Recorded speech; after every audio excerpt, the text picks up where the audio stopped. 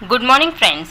आज का हमारा वीडियो प्रेजेंट सिनेरियो में चल रही सबसे बड़ी मुसीबत कोविड-19 के जो पेशेंट हैं, जो सेकेंड वेव आया हुआ है, उसमें जो ऑक्सीजन की कमी पेशेंट्स को हो रही है, उसके ऊपर है। आज हम बात करने वाले हैं कि होम्योपैथी में कौन सी दवाइयाँ हैं जो ऑक्सीजन डेफिशिएंसी को कवर कर सकती हैं और उनका क्या पैथोजेनेसिस है, कब वो दवाइयाँ हमें इस्तेमाल करनी चाहिए। जैसा कि हम सभी जानते हैं, ऑक्सीजन हमारे शरीर के लिए, हमारे जीवन के लिए बहुत ज़्यादा महत्वपूर्ण है। अगर थोड़ी देर के लिए भी हमें ऑक्सीजन ना मिले तो व्यक्ति की मृत्यु हो सकती है। इसलिए ऑक्सीजन की कमी जो कोविड पेशेंट्स में हो रही है, ऑक्सीजन उनका सैचुरेशन सही नहीं है, तो हमें कौन सी दवाइयाँ देके उनको प्राणदायिनी ऑक्सीजन सैचुरेशन पूरा करके उनके जीवन को बचाना है, उनकी आयु को और लंबा करना है। सबसे पहले हम बात करेंगे सबसे famous medicine aspidosperma mother tincture के बारे में। इसको डिजिटालिस ऑफ लंग के नाम से भी जाना जाता है। ये बहुत इफ़ेक्टिव मेडिसिन है। इसको शुरू से ही अस्थमैटिक पेशेंट्स में, चाहे वो रेस्पिरेटरी अस्थमा हो, कार्डियक अस्थमा हो या यूरेमिक डिस्निया हो, इस तरह के जो एक्सट्रीम पैथोलॉजिकल केसेस होते हैं, उसमें ऑक्सीजन बढ़ाने के लिए ब्लड के अंदर दिया जाता रहा है। आप तुरंत एस्पिडोस्पर्मा का टिंचर लेंगे तो आपको सांस बेहतर आने लगता है, क्योंकि ये किसी भी तरह का अगर टेम्परेरी ऑब्स्ट्रक्शन है ब्लड के ऑक्सीडेशन में, उसको क्लियर कर देती है। ये जो रेस्पिरेटरी सेंटर है उसको स्टिमुलेट करती है, शरीर में ब्लड के ऑक्सीडेशन को बढ़ाती है, साथ में कार्बोनिक एसिड के एक्सक्रीशन को बढ़ाती है। तो इसका जो टोटल एक्शन है, इसका जो पैथोजेनेसिस है, वो टोटली ये है कि ये ब्लड में ऑक्सीजन की मात्रा को बढ़ा देती है, जिससे कि ऑक्सीजन सैचुरेशन पेशेंट का बेहतर होता है और साथ में पेशेंट को सांस में आने वाली दिक्कत, सांस लेने में आने वाली दिक्कत में काफ़ी राहत महसूस होती है, क्योंकि ये रेस्पिरेटरी सिस्टम पे एक्ट करती है, लंग्स पे एक्ट करती है। तो अभी जो सिनेरियो चल रहा है कोविड का या निमोनिया का, इस तरह के जो सिम्टम्स पेशेंट में आ रहे हैं, उसको ये मेडिसिन बहुत अच्छे तरीके से कवर करती है। ये बिल्कुल इफ़ेक्टिव है प्रेजेंट सिनेरियो के हिसाब से। इसको आप आधे कप गुनगुने पानी के अंदर 20 बूंदें दिन में 4 बार ले सकते हैं अगर पेशेंट बहुत ज़्यादा प्रॉब्लम में है, या दिन में 2 बार आराम से ले सकते हैं।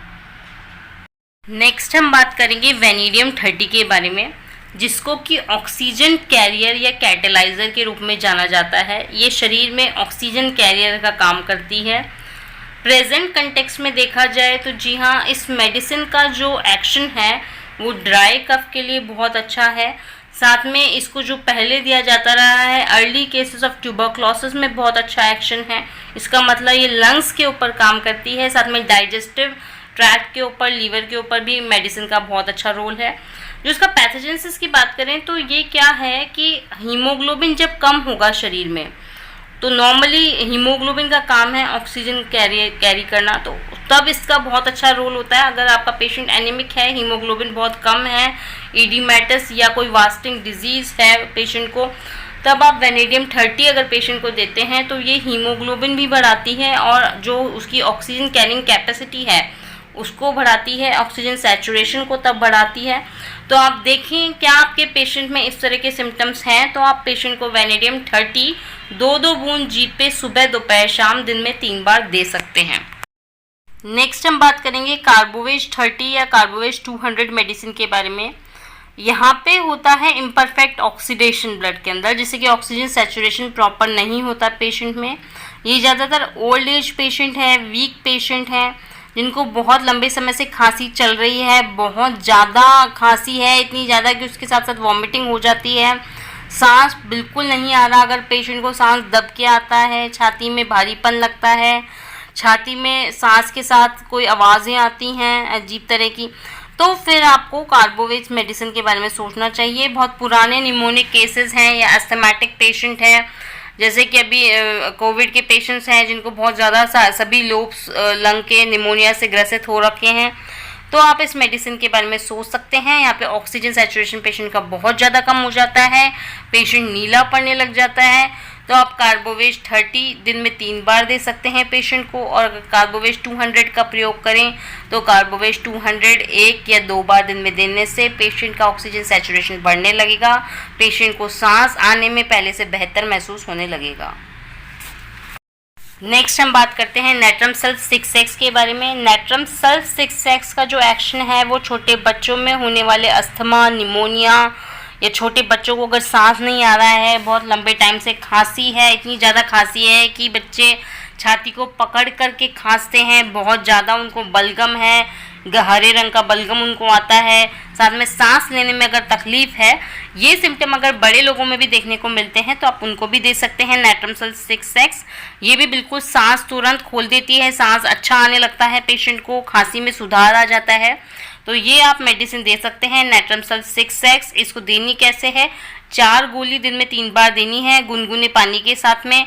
जैसे ही आप ये दवा देने लगेंगे आपको खुद लग जाएगा, पेशेंट को सांस अच्छी तरीके से आने लग जाएगा, खांसी में सुधार आएगा, ऑक्सीजन सैचुरेशन में सुधार आ जाएगा। ब्लड में ऑक्सीजन की कमी हो तो कोका 30 का भी बहुत अच्छा एक्शन है। पेशेंट अस्थमैटिक हो, निमोनिक हो या किसी भी कारण से सांस लेने में पेशेंट को दिक्कत आ रही है, पेशेंट को साथ में घबराहट है, धड़कन महसूस हो रही है, तो कोका 30 मेडिसिन आप सुबह, दोपहर, शाम दिन में 3 बार पेशेंट की टंग पे 2 ड्रॉप डाल दें या गोलियों में बनवा के लाएं तो 4 से 6 गोली दिन में 3 बार का डोज देना है। इससे आपको लग जाएगा ऑक्सीजन सैचुरेशन में सुधार डेफिनेटली पेशेंट को आएगा। साथ ही उसकी जो खांसी है, अस्थमा है या निमोनिया है, उसके सिम्टम्स भी ये मेडिसिन कवर कर लेगी और पेशेंट बहुत जल्दी ठीक हो जाएगा।